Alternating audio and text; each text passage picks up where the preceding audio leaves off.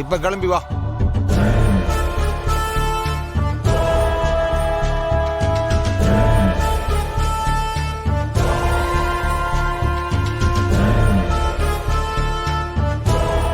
வணக்கண்ணே. வணக்கம். வாயா சுந்தரேசா, எப்படி இருக்க? நல்லா இருக்கண்ணே. அப்புறம் வேலையில எப்படி போயிட்டு இருக்கு? தை பிறந்துருச்சுலண்ணே, இனிமே என் காட்டுல மழை தான். இது வரைக்கும் நான் பார்த்து கொடுத்த 4 மாப்பிள்ளைக்கு கல்யாணம் ஆயிடுச்சு. 3 பொண்ணுங்களுக்கும் கல்யாணம் ஆயிடுச்சுன்னா பாத்துக்கோங்களேன்.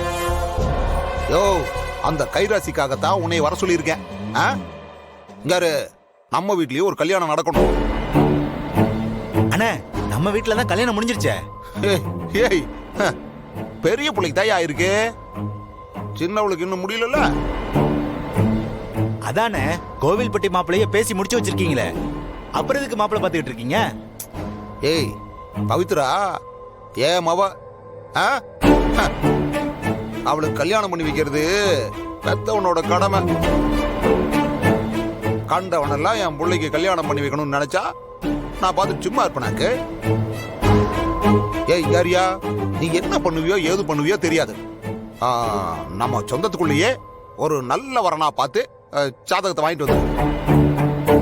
ஏய், வர்ற முகூர்த்தத்திலேயே கல்யாணத்தை முடிக்கணுமியா? அண்ணே, ஆசாரிப்பட்டியில தம்பிதுரைன்னு ஒரு பையன், நல்ல பையனை வீட்டி வாத்தியாரா இருக்கான். அதே ஆசாரிப்பட்டியில பரமசிவன் ஒரு பையன், ரயில்வே வேலை, சென்ட்ரல் கவர்மெண்ட் சம்பளம். அப்புறம் பந்துவார்பட்டியில அண்ணன் பிரகாஷ்னு ஒரு பையன் இருக்கான், பிரைவேட் கம்பெனி வேலை தான். ஆனா மாசம் 80,000 வாங்குறானே. அது வேணா அது வேணா. இந்த ஆசாரிப்பட்டி பயிலுக 2 பேர் பேர் சொன்னேன்ல, அந்த 2 பேர்ல யாரு கரெக்டா இருக்கும்னு பார்த்து நீ அந்த ஜாதகத்தை வாங்கிட்டு வந்துரு. சரிண்ணே, இன்னைக்கே போய் ஜாதகத்தை வாங்கிட்டு வந்துடுறேன். ஏய், நீ பாட்டுக்கு கிளம்புறன்ற இந்த அட்வான்ஸ் ரூபா வாங்கிட்டு போ. சரிண்ணே. அண்ணே, சீக்கிரமே நம்ம வீட்டுல முகூர்த்த பந்தக்கால் நடுறோம். சரியாண்ணே, வரண்ணே. சரி சரி.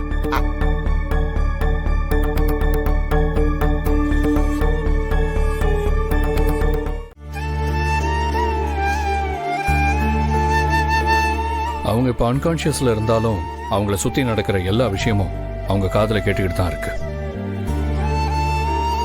இப்போ உனக்கு நிச்சயம் ஆக போகுதுன்னு கேட்டாலும், இல்ல உனக்கு கல்யாணம் ஆக போகுதுன்னு கேட்டாலும், அது பாரதி இன்னும் சீக்கிரமா குணமாகி எழுந்து வர வைக்கும். அதுக்காவது இந்த நிச்சயதார்த்தம் நடக்கணும். இதுக்கு தானே இவன் வேணும்ன்றது. டாக்டர் கூட தோணல பாரு, இவர் கரெக்டா சொல்லிட்டாரு. கண்டிப்பா பாரதிக்கு சரியாயிரும்.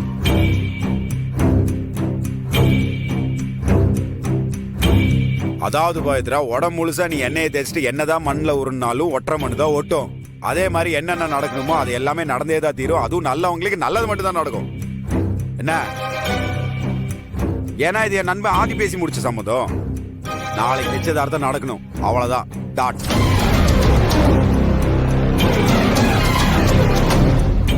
ஏய் கல்யாணம் பொண்ணு, போய் ஆகாஷ் கூட உட்காந்து போன்ல மொக்க போட்டுட்டு. அட போங்கண்ணா, அதெல்லாம் ஒண்ணும் இல்ல. டேய் டேய், என் சகல வந்தா ஏதோ பவித்ரா கொடுத்து விட்டான்னு சொன்னால, எடுத்துக்கூட. மறந்தே போயிட்டேன். அதுதான்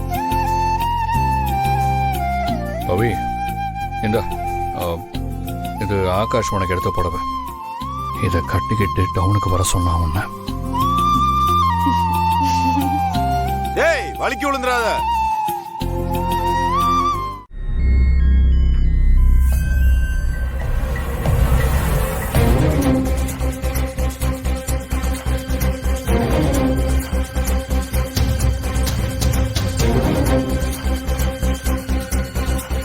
இங்க பாருங்க, நீங்க செஞ்ச எல்லா தப்பையும் மறந்து மன்னிச்சுதான் ஆதியும் மாப்பிளையும் இப்படி இருக்காங்க.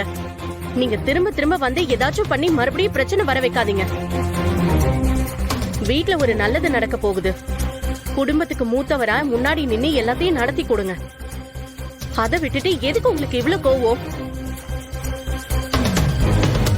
வேண்டாங்க, இது வரைக்கும் நீங்க பண்ணது எல்லாமே போதும். தயவு செஞ்சு இதுக்கப்புறமாச்சும் மனுஷனா நடந்துக்கோங்க. யாரு, நான் மிருகமாவே இருந்துட்டு போறேன். நீ மருமவனையும் அந்த ஆதி பையிலையும் சேர்த்து வச்சு எல்லாத்தையும் பண்ணு போ. நான் தெரியாம தான் கேக்குறேன். இந்த அளவுக்கு உங்களை பழி வாங்கறதுக்கு அப்படி என்ன உங்களை பண்ணிட்டாங்க? யாரு லட்சுமி, நான் எதுலயுமே தலையிடக்கூடாதுன்னு சொல்லி போட்டு தான் ஒதுங்கி நிக்கிறேன். ஆ? என்னைய கடுப்பேத்தாம போயிரு சொல்லி போட்டேன்.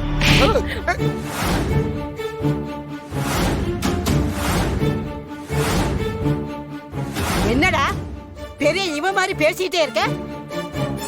என்னடா நீ பண்ற வேலையெல்லாம் எனக்கு தெரியாதுன்னு நினைச்சிட்டு இருக்கியா? பவித்ராவுக்கும் கோயில்பட்டிக்காரனுக்கும் ஏற்கனவே சம்பந்தம் பேசி முடிச்சிருக்கோம். நீ என்னடானா காலையில அந்த புரோக்கர் பையனை கூப்பிட்டு மாப்பிள்ளை விசாரிக்கிற. இப்ப வந்து பாரதி இல்லாம நிச்சயதார்த்தம் நடக்க வேணாம்னு சொல்ற. என்னடா என்ன என்ன நினைச்சிட்டு இருக்க?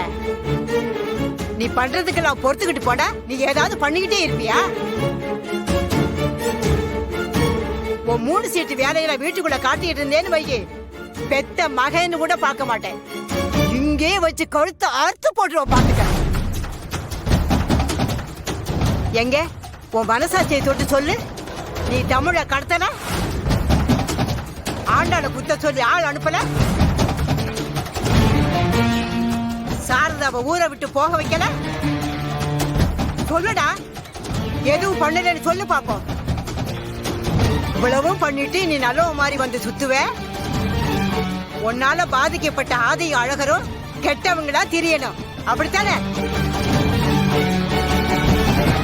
டேய் தர்மலிங்கம், எவ்வளவு மோசமானவனா இருந்தாலும் குடும்பம்னு வந்துட்டா அந்த குடும்பத்துக்கு மட்டுமாவது நல்லவனா இருப்பான். ஆனா நீ அப்படியா இருக்க? ஊருக்கு நல்லது நினைக்கிறது கிடையாது, குடும்பத்துக்கு நல்லது நினைக்கிறது கிடையாது. இதுக்கு ஏன்டா இப்படி வாடுற? பேசாம செத்துற வண்டி தானே.